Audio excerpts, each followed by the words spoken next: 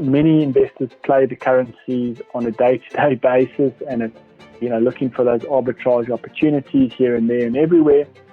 But actually, what we're trying to capture at Absa is the broad trends.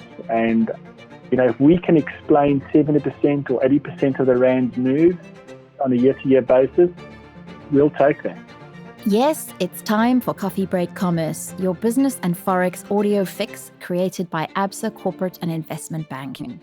Welcome, listeners, to another episode of Coffee Break Commerce, the podcast that will help you decipher and decode your most pressing economic and currency issues, all in the time it takes to drink a cup of coffee.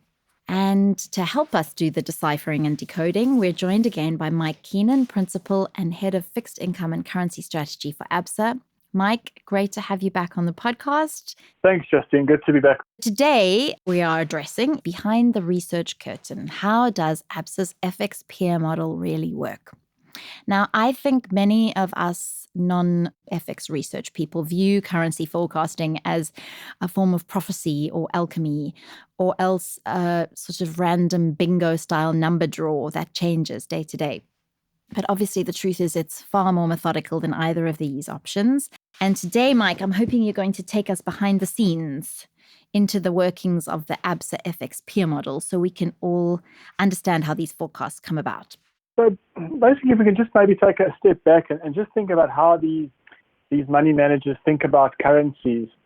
And I think it's important to bear in mind that a lot of these investors invest in a broad range of assets and a broad range of currencies, but typically they will focus in on one specific area. So, you'll get a money manager that looks at sort of all developed markets, and then you'll get another one that will look at emerging markets. Now, South Africa falls into the emerging market category, but it also has some very distinguishing characteristics. So a commodity-based currency would be one that also, like South Africa, a large portion of the GDP is determined by commodity exports. So we would fall into that sort of basket. But we also fall into the basket of high-yielding currencies. We still have relatively high interest rates. And ever since money has become cheap globally, where interest rates have been cut in the US and Europe to zero, people are desperate for yield. So they're looking for high-yielding currencies. And South Africa would tick that box as well. So we basically have come forward with a model that suggests, well, if these investors, typically invest currencies in sort of these baskets or groupings, then surely the rand should move in line with what other commodity-based currencies and what other high-yielding currencies are doing. Otherwise, there's a natural arbitrage opportunity for these investors, because if they are focusing on emerging markets, let's say, and one commodity-based currency within that basket is exceptionally cheap, well, then you buy it. And you almost have to buy it because it's part of your universe. You have to invest in the universe within the emerging market space. If you're bearish about the currency, for example, you can reduce your exposure. We call it in the industry being underweight that particular country. You can do that, but only to a certain extent. At some point, you're going to have to be involved in that country. So I think because these investors trade currencies as a basket, it makes sense for people to think about the rand in comparison to other high-yielding and other commodity-based currencies. So the peer in peer model is the peer currencies, which are these high-yielding commodity currencies, and which ones might those be? So we've looked at, in the high-yielding space, we've looked at the likes of Brazil, Turkey, Russia, Mexico, Indonesia.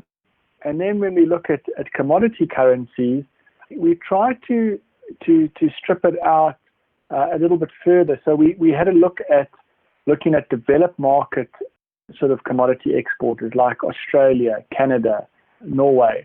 Those are big exporters of commodities. And what we like about using those currencies is that you're not capturing any of the emerging market themes. You're just looking at pure commodity effects.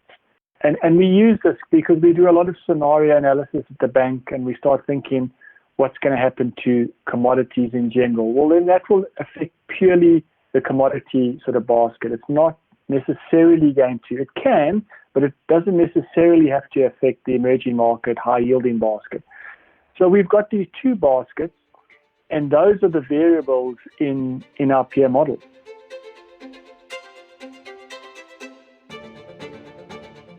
How do you build a model that forecasts currency fluctuations? Is it an algorithm? Is it a big piece of number crunching software?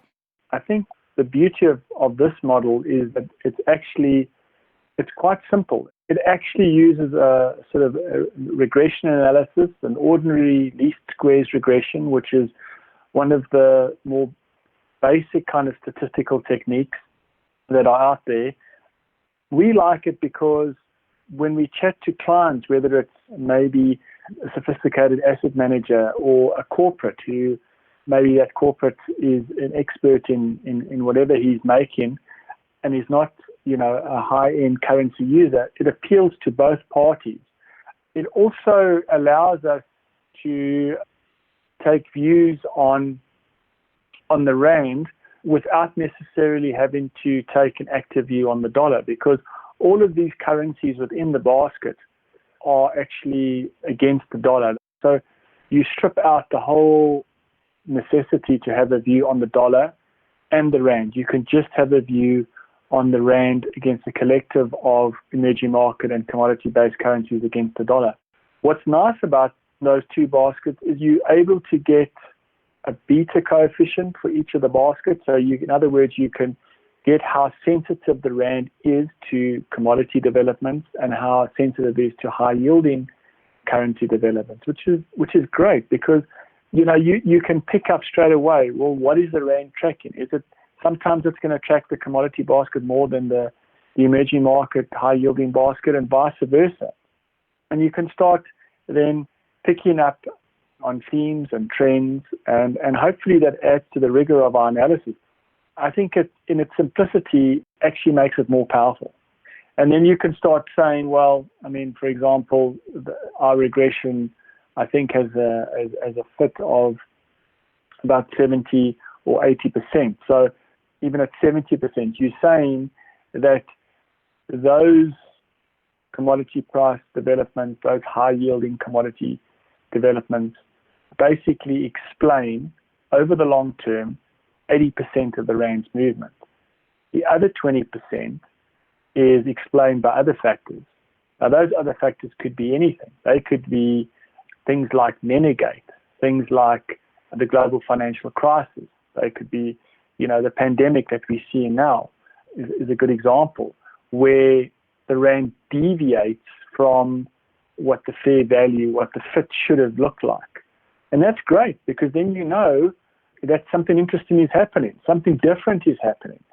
And then you're able to say, well, is this difference going to persist, or is it temporary? We would like to believe that in most instances, things like global financial crisis and pandemics, Nenegate, are more temporary.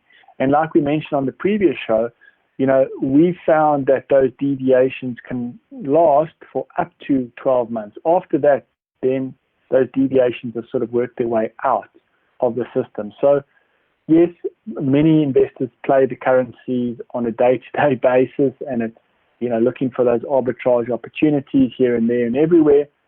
But actually, what we're trying to capture at Absa is the broad trends. And if we can explain 70% or 80% of the rand's move on a year-to-year basis, we'll take that.